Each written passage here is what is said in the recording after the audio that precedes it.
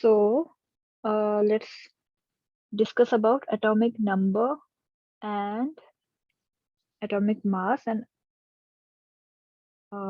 so let's start. Okay. दीदी वैसे मेरा एक क्वेश्चन है। हम्म। हमको डी ब्लॉक जो होता है, डी ब्लॉक्स के नंबर, उसमें जो भी एलिमेंट्स होते हैं उनकी वैलेंस इलेक्ट्रॉन निकालने में बहुत दिक्कत हो रही है दीदी। डी ब्लॉक एलिमेंट्स ना, हम्म, वैलेंस इलेक्ट्रॉन निकालने में दिक्कत हो रही है तुम्हें? उसका तो पीरियोडिक चैप्टर तुमने अभी पढ़ा नहीं है ना, शायद शुभदीप पढ़ा रहा था। हाँ पढ़ा तो रहे थे भैया, ओके, हाँ लेकिन तो अभी मैं उसमें उसमें एक्चुअली मैं यहाँ पे थोड़ा सा तुम्हें बता देती हूँ। जो पीरियोडिक टेबल है ना, कुछ इस तरीके से दिखता है, करेक्ट। यहाँ पे दो ग्रुप आते हैं, बीच में कौन सा ग्रुप रहता है? D N F. एफ तो नीचे रहता है ना, और दीदी यहाँ बीच पे में डी पूरा, रहता है, लास्ट में नीचे एफ। हाँ यहाँ पे पी रहता है, करेक्ट। यहाँ हाँ। पे एस ब्लॉक होता है दो, है ना। बीच वाला डी। हाँ, हम्म, ये पी होता है। तो जो बीच वाला होता है ना, उसका काउंटिंग ही ऐसे स्टार्ट होता है, लाइक यहाँ से जब ये इधर पे आता है ना, तो 18, 19, 20, और यहाँ से 21 से शुरू होता है, स्क्रॉन्डियन से, है ना। 21, 22 हाँ दीदी। ऐसे करके जाता है। तो ये जो 18 होता है हमारा कंप्लीट होता है, फिर 19, 20 वो एफ में जाता है, एंड देन फिर वो D1 आ जाता है। तो इसका कॉन्फ़िगरेशन जो होता है वो लास्ट उसका डी ब्लॉक इसलिए है क्योंकि filling of electron D orbital में हुआ है, इसलिए D1 21 वाला, फिर D2 में 22 वाला होता है एटॉमिक नंबर, करेक्ट। तो ये सब तुम्हें मैं अभी तुम्हें इस वीक पढ़ाऊंगी। नेक्स्ट वीक में शुभदीप से रिक्वेस्ट करूंगी कि वो तुम्हें ये वाला क्लियर कर देगा, ठीक है। ठीक। हम्म।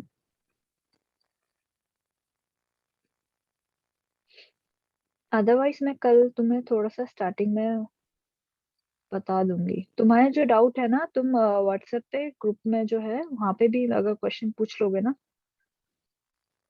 तो मैं तुम्हें हाँ नेक्स्ट उसमें पढ़ा दूंगी, ठीक है। ठीक। वहां पे पूछ, और वहां पे क्वेश्चन ड्रॉप कर दिया करो या तो। ओके,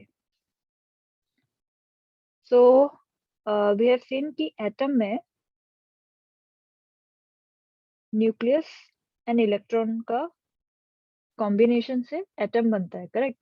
इलेक्ट्रॉन और इसके डिफरेंट मॉडल्स हमने देखे थे।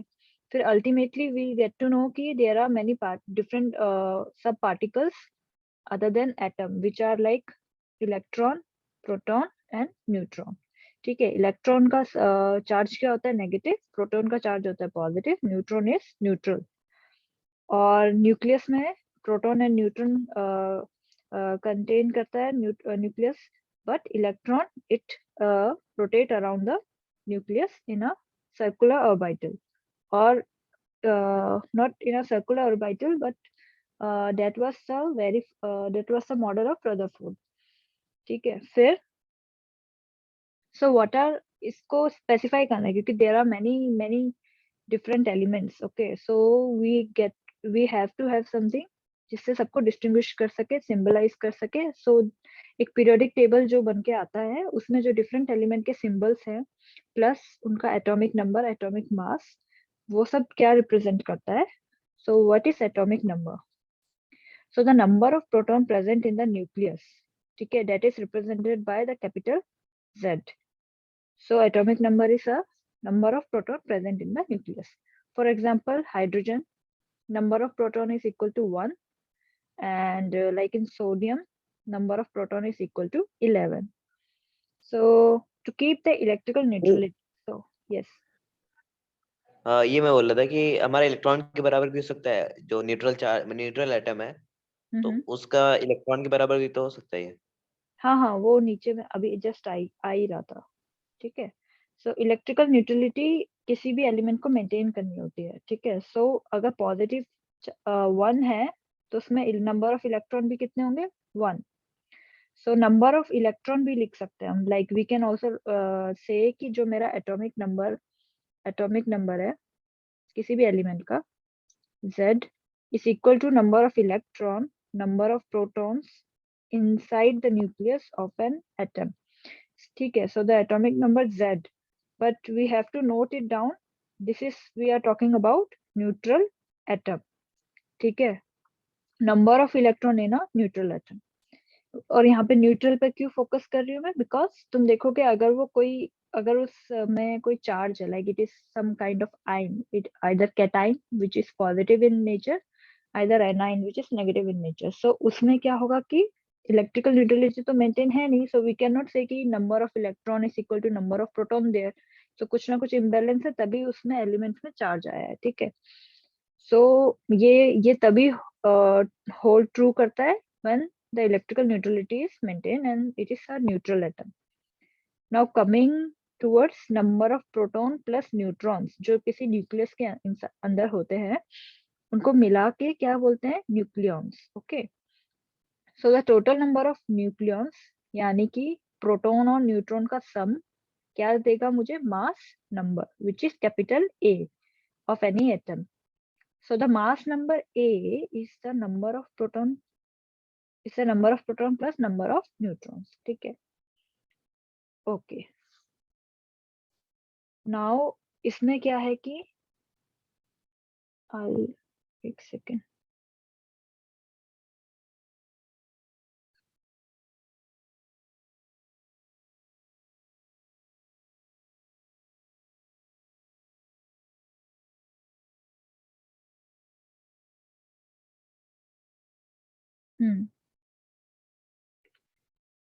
सो फॉर एग्जांपल मैं हाइड्रोजन का केस ले रही हूँ, ठीक है। सो मेरे पास हाइड्रोजन एटम है, और अभी मुझे हाइड्रोजन के पास मुझे पता है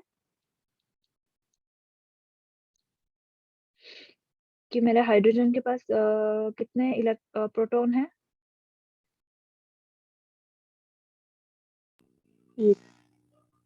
और कितने इलेक्ट्रॉन होंगे, एक, ठीक है। तो न्यूट्रॉन कितने हुए,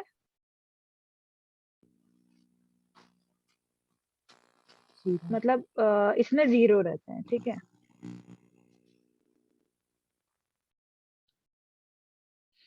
तो इसको अगर मुझे यहाँ पे रिप्रेजेंट करना होगा तो मैं ऐसे कर सकती हूँ, लाइक 1p, ठीक है, ये तुम लोग के अंडरस्टैंडिंग के लिए 1 इलेक्ट्रॉन, और इसको क्योंकि एक, ओके, सो मैं एक बार नीचे आती हूँ और तुम्हें यहाँ पे बताती हूँ, ये मैंने यहाँ पे राइट डाउन किया हुआ है। X is, what is x, atom, atom symbol. For me, अगर मैं हाइड्रोजन की बात कर रही हूँ तो उसका सिंबल क्या है, एच, कैपिटल एच। ए क्या है, atomic number, so number of proton slash electron, मैं तब बोलूंगी, हाँ हरी तुम पूछ रहे थे ना, तो हाँ, नंबर ऑफ प्रोटॉन में इसलिए बोल रही हूँ डेफिनेशन में, क्योंकि क्या है कि इलेक्ट्रॉन कम है और ज्यादा हो सकता है।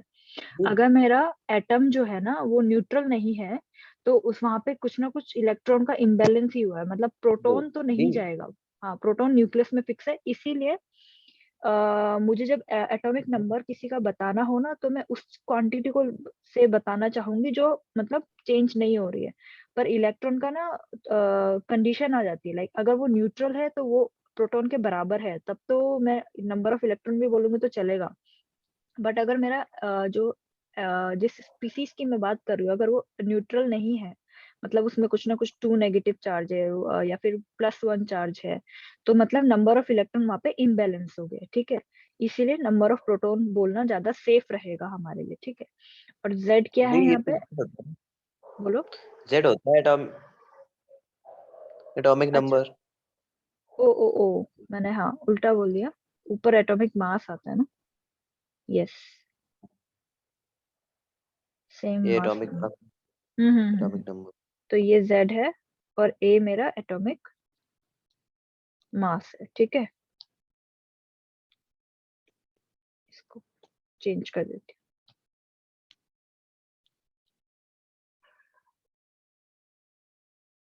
So my atomic mass is what? Proton plus neutron. Okay. हाँ, सो यहाँ पे जब मैं हाइड्रोजन की बात कर रही हूँ तो ये वाला जो केस है इसमें मैं अपने हाइड्रोजन का सिंबल लिखूंगी। ऊपर क्या आएगा मेरा, A, which is my atomic मास। तो इन दोनों का सम करूंगी 1+0, ठीक है, और नीचे मेरा 1 आएगा तो मेरा 1H1 आ जाएगा, ठीक है, ऐसे सिंबल लिखूंगी। अब यहाँ पे बात आती है, एक नया वर्ड आता है आइसोटोप्स। सो आइसोटोप्स कौन से किनको कह सकते हैं हम, तो एटम्स में when there are identical atomic numbers, मतलब कि उनका क्या सेम होना चाहिए, नंबर ऑफ प्रोटॉन सेम है, ठीक है, but the atomic mass is different, so उनको आइसोटोप्स कहते हैं। So what are isotopes? So isotopes are having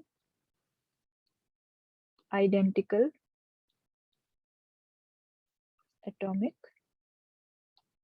number, number बोला है मैंने तो atomic number Z, okay, but different atomic mass, which is A, atoms. So my atoms having identical atomic number but different atomic mass. So these are called isotopes. अच्छा, iso word का मतलब ही होता है same, ठीक है।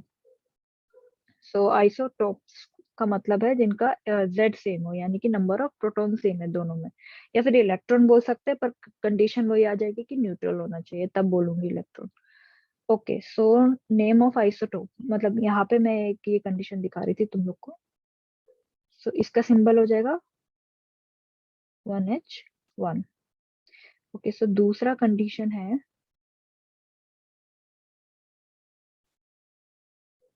ये hydrogen के 3 isotope exist करते हैं, तो इलेक्ट्रॉन तो वही है, आइसोटोप में क्या चेंज हो रहा है, एटॉमिक मास। मास। मैंने नीचे गलत लिख दिया क्या? नहीं नहीं नहीं, हाँ, डिफरेंट एटॉमिक मास, ओके सही है। हाँ, तो मास चेंज हो रहा है, तो देखो इलेक्ट्रॉन तो उतना ही होगा, ठीक है, प्रोटॉन भी दोनों का क्या होगा, तीनों का सेम होगा। तो मास चेंज करने के लिए यहाँ पे कितना था, 0 न्यूट्रॉन था, यहाँ पे 1 न्यूट्रॉन आ गया, फिर यहाँ पे 2 न्यूट्रॉन आ गया। तो यहाँ का सिंबल मुझे पहले आलोक बताएगा, इसका सिंबल बताना। यदि ऊपर ऊपर लिखेंगे 3, मतलब ऊपर 2 लिखेंगे और नीचे की तरफ 1 लिखेंगे, करेक्ट है, और यहाँ पे 3 1 लिखेंगे, और ठीक है। हाँ हम्म, तो इनका जो है ना, इनका स्पेसिफिक नेम भी है, मतलब इनको, तो फॉर्मूला ऑफ आइसोटोप है,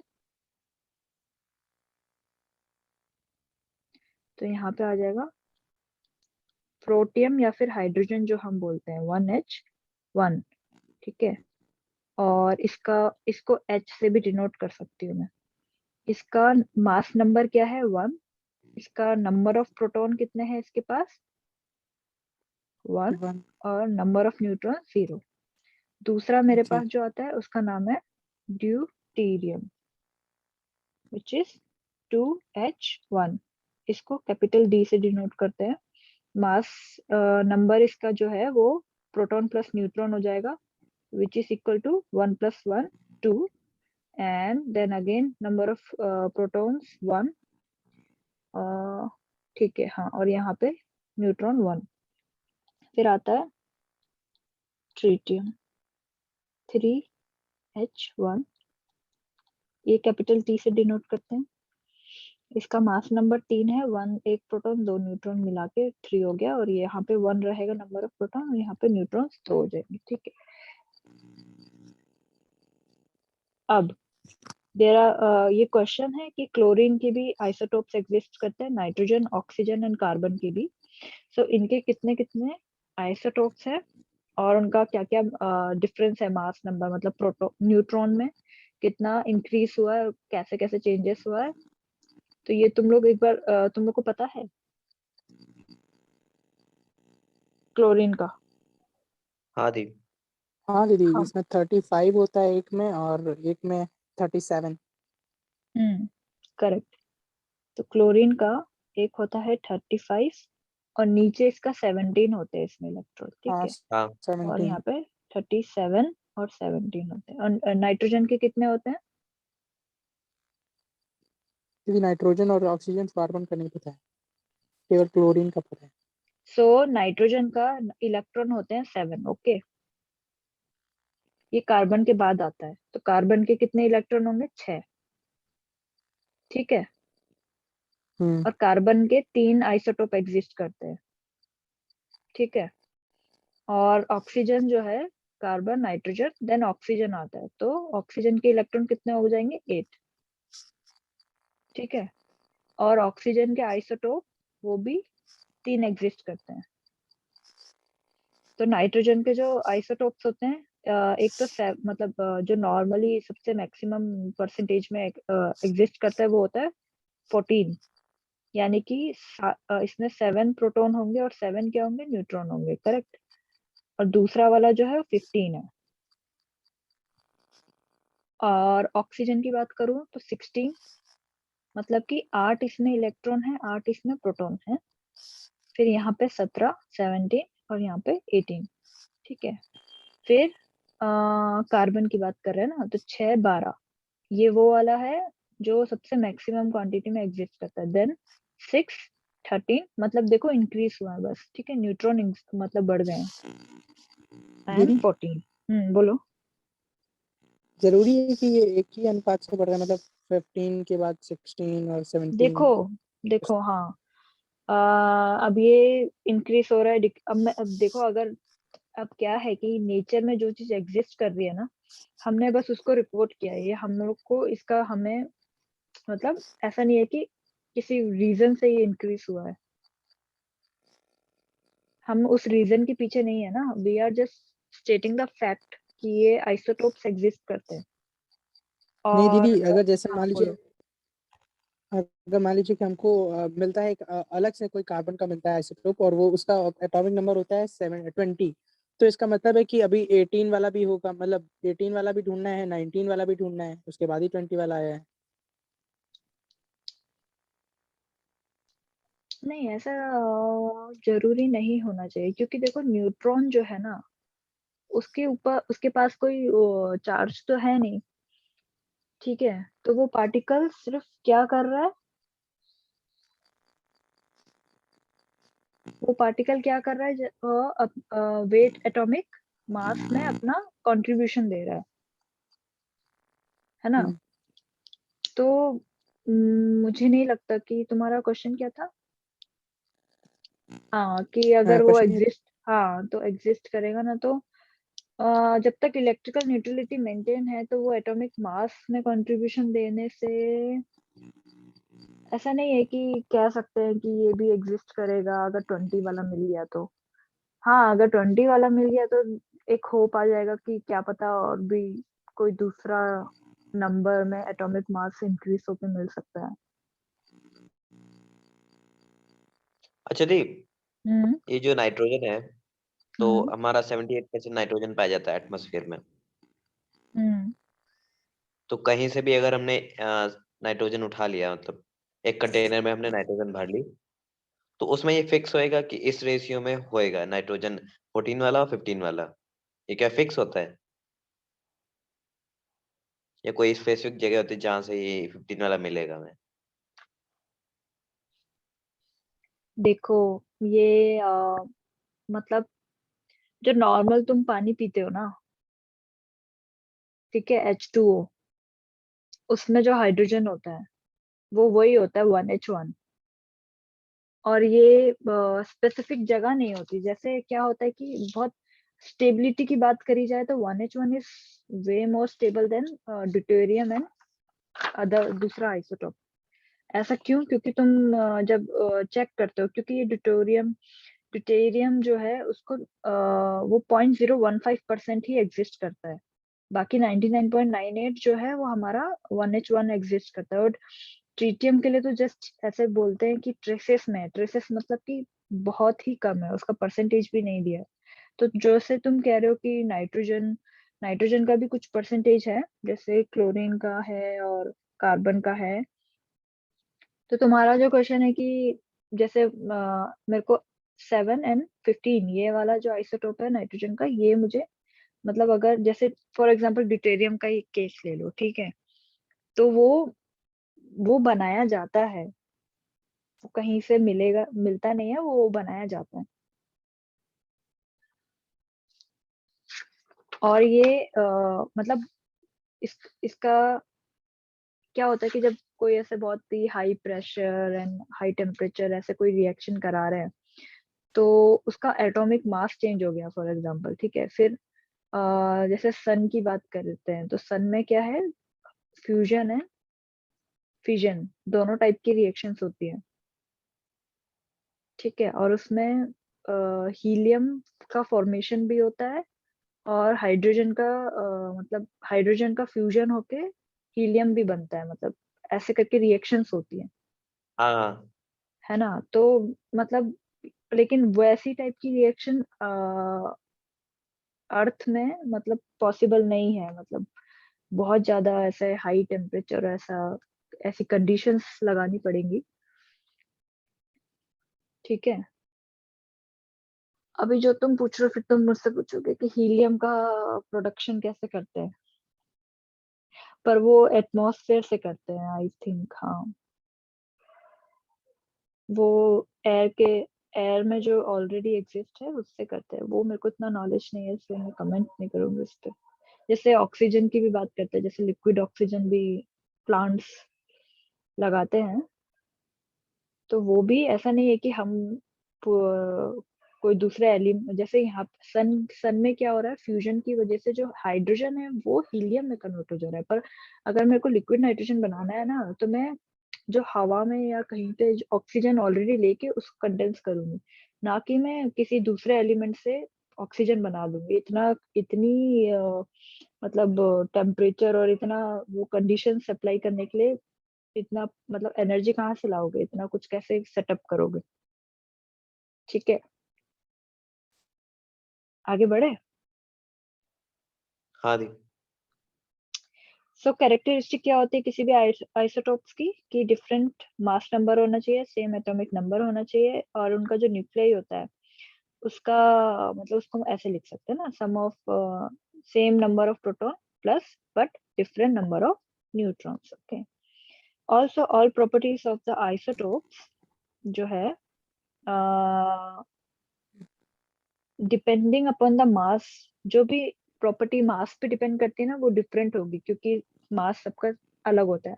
but what about the chemical properties, chemical properties से what do I mean by chemical properties. जी, हाँ बोलो। मैं बोल रहा था कि जो 2 नंबर पे प्रॉपर्टी हमारी लिखी है कि मास से जितने डायमंड की प्रॉपर्टीज होती है सारी डिपेंड होती है, ठीक है। हम्म मास से डिपेंडिंग प्रॉपर्टी डिफरेंस होती हैं। तो अगर हम्म हमने डेंसिटी लिया, लेकिन वॉल्यूम ड्यूटेरियम और ट्यूटेरियम और ड्यूटेरियम और कौन सा, हाइड्रोजन है, प्रोटियम। ड्यूटेरियम है, प्रोटियम भी बोल सकते हो। हाँ ठीक है, तो हमारे जो तीनों है, तीनों का हमने सेम वॉल्यूम लिया, हम्म और तो मास का सबका डिफरेंस है, डेंसिटी हमारा डिफरेंट हो जाएगा। हम्म अब इनको एक साथ हमने मिला दिया, तो हम्म ये अलग अलग लेयर बना के रहेंगे ना, यस। या सेम मिक्स हो जाएंगे। मिक्स क्यों होंगे, सेम डेंसिटी के मिक्स ही नहीं हो सकते। जो भारी रहेगा डिफरेंट। वो नीचे आएगा ना, और जो हल्का रहेगा वो ऊपर रहेगा। हाँ, मिक्स नहीं हो सकते। देखो, जो तुम जो बात कर रहे हो वो बहुत हाइपोथेटिकल है। अगर मैं उस एक्सपेरिमेंट को ऐसे देखूंगी कि तीनों लिक्विड है या समथिंग है, या एयर को मतलब गैशियस फॉर्म में भी ले लूंगी ना, तो भी मेरा जो 1H1 होगा, जो मेरा है ना प्रोटियम होगा, वो सबसे ऊपर रहेगा, लाइट है ना, क्योंकि वो जैसे हाँ हवा में भी जब बात करते हैं तो क्या है, जो भारी हवा होती है, जैसे in comparison to carbon dioxide जो है, वो ऑक्सीजन से ज्यादा हैवी होती है। तो जब कहीं पे आग भी लगती है, तो अगर तुम CO2 डाल रहे हो, तो वो मतलब सराउंडिंग में अभी भी ऑक्सीजन है, बट वो CO2 क्या काम करती है, वो सेटल डाउन हो जाती है ना, और फिर उस एक वो वहां से बैरियर टाइप बना देती है उसको ढक के, क्योंकि वो हैवी है तो वो नीचे बैठ जाती है और ऑक्सीजन वहां से हट जाती है। हाँ दीदी। और हाँ, और कुछ? नहीं। दीदी एक क्वेश्चन हम्म है, न्यूक्लियाई का आपने न्यूक्लियाई जो लिखा है आपने फर्स्ट रूल में, उसके आगे हम्म आपने 3 एरो क्यों लगाए थे? हम्म, ये मेरा बस ऐसे तरीका है लिखने का। नहीं दीदी, मैंने भी देखा है कि जब हम लोग ज्योमेट्री पढ़ते हैं तो अगर उसमें कोई फॉर्मूला लिखते हैं उसके इक्वल टू में 3 एरो लगाते हैं। मुझे पता नहीं कि 3 एरो लगाती क्यों है। नहीं, ज्योमेट्री में जो तीन लगता है ना, वो अलग मीनिंग होता है, वो मेरे उससे कोई वो रिलेशन ही नहीं है। तुम जो ज्योमेट्री में कौन सा चैप्टर में देखा तुमने ये? कोऑर्डिनेट ज्योमेट्री में, जब वहां हम पे कोऑर्डिनेट इसका ज्योमेट्री में उसका फॉर्मूला लिखते हैं, हाँ हाँ हाँ ट्रायंगल्स हाँ फुल। हाँ हाँ। तो वहां पे होता है ना ऐसे कि ये अगर ऐसे है तो सिमिलर है, अगर ऐसे है तो कॉन्करेंट है, ऐसे करके कुछ होता है ना। हाँ। दीदी वो तो अलग हो गया, वो तो ज्योमेट्री हो गया, हम तो कोऑर्डिनेट ज्योमेट्री तुम की बात ये कर रहे बोल हैं, रहे वो हो तो ये मैथ। सिंबल? हम्म हाँ हाँ, ये वाला सेकंड वाला। ओके, ये मुझे देखना पड़ेगा। हरी हरी, तुमको पता है क्या? मैंने तो नहीं देखा ये कहीं। अभी हम्म, दिखाएंगे देखो। हम्म। अच्छा, चलो। हाँ, तो what is chemical property? Chemical properties से क्या मीन करते हैं? एनी मतलब देखो, केमिकल प्रॉपर्टीज से उसका रिएक्शन लाइक किसके साथ रिएक्ट कर सकता है, and all those are the chemical properties. So chemical properties में क्या डिफरेंस आ जाएगा? There will be no difference, क्योंकि नंबर ऑफ एटॉमिक नंबर जो है इनका सेम है, like number of electron same है। सो इसीलिए इनका जो केमिकल प्रॉपर्टीज होता है ना, वो कुछ डिफर नहीं करता है, ठीक है। लाइक जो एग्जाम, हाँ बोलो। जो हमारा हाइड्रोजन H2O बनता है, अगर D2O बना देंगे या T2O बना देंगे तो हमारा सेम हम्म होएगा क्या प्रॉपर्टी सारी? देखो, केमिकल प्रॉपर्टी जो है वो सेम ही रहेगी, क्योंकि हाँ D2O बनता है, D2O का यूज भी करते हैं मैंने बहुत सारे एक्सपेरिमेंट में, ठीक है। टी को यूज नहीं करते ज्यादा, क्योंकि वो मतलब डी को ज्यादा यूज करा जाता है एक्सपेरिमेंट में। और जो केमिकल उनका मतलब मैं बताती हूँ, जैसे H2O है, ठीक है, और जो D2O है, एक तो इनके बीच का इनका जो H2O का और D2O का जो जैसे एंगल हो गया इनके बीच में, बॉन्ड एंगल, इनका बॉन्ड लेंथ वैसे डिफर करता है, ठीक है। हम्म। हाँ, क्योंकि क्या है कि इसमें जो है एटॉमिक मास सेम हो जाता है, और ये इलेक्ट्रॉन को बहुत ज्यादा, मतलब इलेक्ट्रोनेगेटिविटी एक टर्म आता है इसका, in comparison to the protium ज्यादा होता है। ऐसा होता है कि ड्यूटेरियम देन, हाँ, ट्रिटियम, तो इसका इलेक्ट्रोनेगेटिविटी ऐसे इंक्रीज करता है। तो यहाँ पे ये वाला जो बॉन्ड लेंथ होता है ना, ये शॉर्टर होता है। सो OH का जो बॉन्ड लेंथ होता है, फिर OD, वो लेंथ जो होता है बॉन्ड लेंथ, वो शॉर्ट हो जाता है। ओके, थोड़ा 10 मिनट्स बाद शायद मीटिंग एंड हो जाएगा, तो तुम लोग ज्वाइन कर लेना, ठीक है। सो बेसिकली ये है isotopes. Now coming to isobars. So isobars में क्या है? आइसो मतलब same, so the mass, same mass number होगा इनका, मतलब एंड डिफरेंट एटॉमिक नंबर होगा। So like mass number A इनका जो है वो सेम होने वाला है, और इनका जो एटॉमिक नंबर है यानी कि Z जो है वो डिफरेंट रहेगा।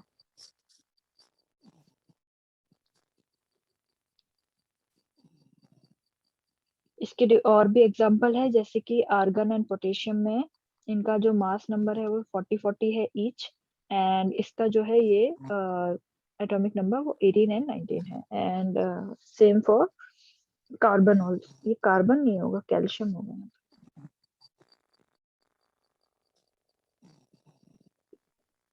ठीक है, और ये तो मैंने डिस्कस कर दिया था।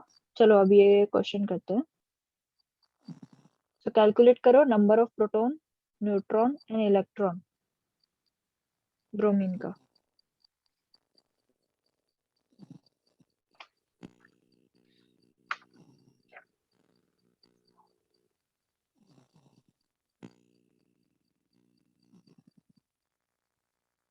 दीदी 45 होगा प्रोटॉन।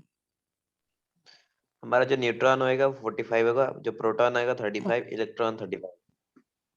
हाँ वही, मतलब मेरा भी गलत हो गया, लेकिन हम इलेक्ट्रॉन हमारे सेम होंगे, इलेक्ट्रॉन और प्रोटॉन, और न्यूट्रॉन हमारे 45 होंगे। माइनस माइनस कर देखो देंगे। पहली चीज, सबसे पहली चीज ना ऐसे दिमाग में रखा करो कि ये जो स्पीसीज है इसके ऊपर कोई चार्ज मुझे दिख नहीं रहा है, तो मेरे लिए ये स्पीसीज क्या है, neutral.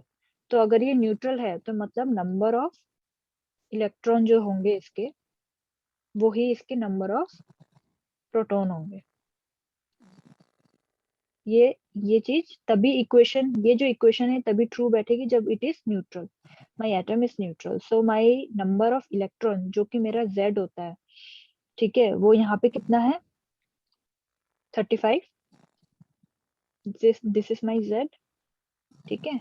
This is equal to my number of proton, so my number of proton is also 35। Now coming to the mass number, so my atomic mass क्या होगा,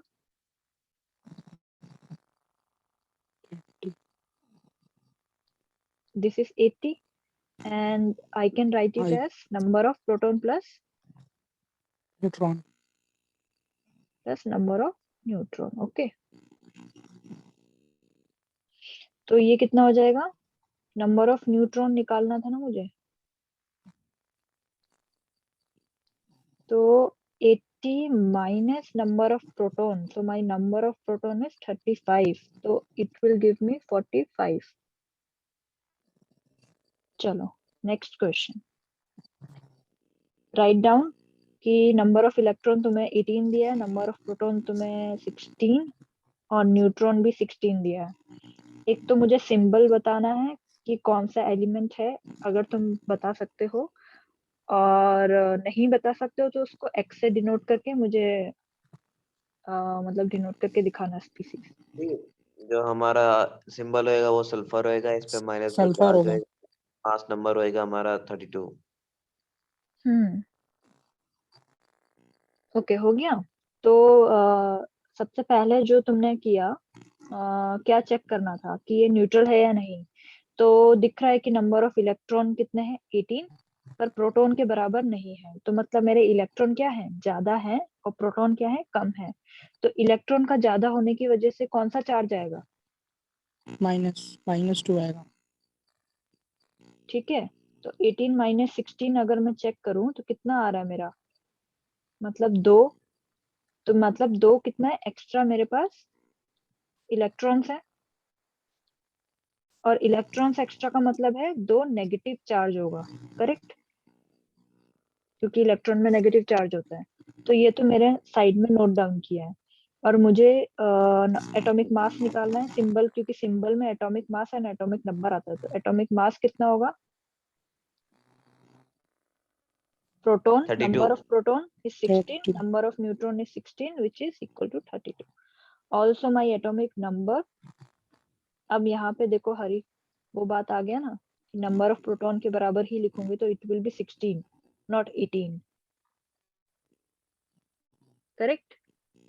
अब जो मेरा सिंबल होता है ना, उसको यहाँ पे Z लिखूंगी, यहाँ पे A लिखूंगी, तो यहाँ पे जो मेरा X होगा, A मेरा आएगा 32, Z आएगा मेरा 16, और यहाँ पे क्योंकि ये एक चार्ज स्पीसीज है जिसके ऊपर कितना नेगेटिव चार्ज है, 2 नेगेटिव, तो 2।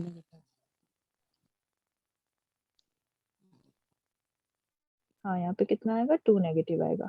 और तुम इसको चेक कर सकते हो कि ये जो है 32 विद 16 इलेक्ट्रॉन, ये सल्फर होता है हमारा, ठीक है, और इसका चार्ज है 2 नेगेटिव इसमें। ओके, सो मेरे को एक बार गो थ्रू करना है कि we have talked about the मतलब रदरफोर्ड मॉडल और रदरफोर्ड के मॉडल में क्या ड्रॉबैक्स थे, फिर कौन कौन से डेवलपमेंट थे जिससे हम बोहर्स मॉडल ऑफ एटम की तरफ लीड करें। सो जैसे कि और एंड ऑल्सो कौन कौन से डेवलपमेंट थे वहाँ पे, फोटो इलेक्ट्रिक इफेक्ट आया था, उससे पहले ब्लैक बॉडी रेडिएशन आया था, और उससे पहले हमने पार्टिकल नेचर डिस्कस किया था, नहीं हाँ डिस्कस किया था। So the nature of EM wave हमने डिस्कस कर लिया, उसकी लिमिटेशन, वेव थ्योरी की लिमिटेशन, करेक्ट, जो प्लैंक्स क्वांटम थ्योरी करके आई थी। फिर हमने बताया था कि इलेक्ट्रोमैग्नेटिक वेव थ्योरी जो है वो कुछ कुछ फिनोमेना जो है ईएम वेव्स का उसको जस्टिफाई नहीं कर पाता है, तो वहाँ पे प्लैंक क्वांटम थ्योरी आया था। एंड देन वहां से आइंस्टाइन ने भी बोला था कि हाँ यह पार्टिकल नेचर है, तो उसको सपोर्ट मिल गया था फोटो इलेक्ट्रिक इफेक्ट एक्सपेरिमेंट से, करेक्ट। फिर ब्लैक बॉडी रेडिएशन तो था ही, प्लैंक क्वांटम थ्योरी था, और प्लैंक क्वांटम थ्योरी में हमने देखा था कि एनर्जी एंड फ्रीक्वेंसी का डायरेक्ट प्रोपोर्शनल वाला एक रिलेशन आता है जिसमें प्लैंक्स कांस्टेंट h का रोल होता है, ठीक है। अगर मैं प्रोपोर्शनलिटी हटा दूं तो इक्वल टू h म्यू आ जाता है। तो my energy is directly proportional to frequency, ये रिलेशन याद रखना है क्योंकि ये बहुत यूजफुल है। And my frequency is inversely proportional to lambda. Now photo electric effect, so photo electric effect का ऑब्जर्वेशन, एक्सप्लेनेशन, ये सब हमने रीड किया था। And then we got to know कि काइनेटिक एनर्जी जो होता है, जो मैंने एनर्जी दी है मेरा मतलब जो लाइट की मैंने यूज करी है, माइनस माई थ्रेशोल्ड फ्रीक्वेंसी के साथ जो है वर्क फंक्शन, यानी कि योर, हाँ, तो वो मेरा काइनेटिक एनर्जी को डिनोट करता है। उसको मैं ऐसे भी लिख सकती हूँ, और इसको मैं अगर इसमें वर्क फंक्शन की तरह लिखूंगी तो ये ऐसे हो जाएगा, correct. Now okay, I think you should join again करो।